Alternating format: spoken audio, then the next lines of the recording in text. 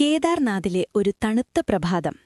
കേദാർനാഥിലെ അതിരാവിലെ എന്ന് പറഞ്ഞാൽ അത് ശരിക്കും മറ്റൊരു ലോകം പോലെയാണ്. ഏകദേശം 3583 മീറ്റർ ഉയരത്തിലായതുകൊണ്ട് അവിടുത്തെ കാറ്റിന് നല്ല കട്ടികൂടിയ തണുപ്പായിരിക്കും. സൂര്യൻ ഉദിച്ചു വരുമ്പോൾ മഞ്ഞു മൂടിയ മലനിരകൾ സ്വർണ്ണ നിറത്തിൽ തിളങ്ങുന്നത് കാണാൻ നല്ല ഭംഗിയാണ്.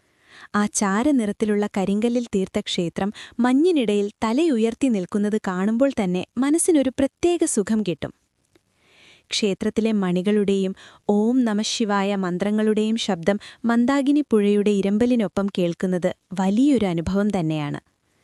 നല്ല കട്ടിയുള്ള വസ്ത്രങ്ങൾ ധരിക്കണം. ഉള്ളിലൊരു തെർമൽ സെറ്റും പുറത്ത് നല്ലൊരു ജാക്കറ്റും നിർബന്ധമാണ്.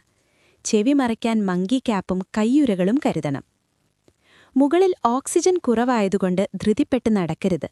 ശ്വാസം മുട്ടൽ വരാതിരിക്കാൻ പതുക്കെ മാത്രം നടക്കുക.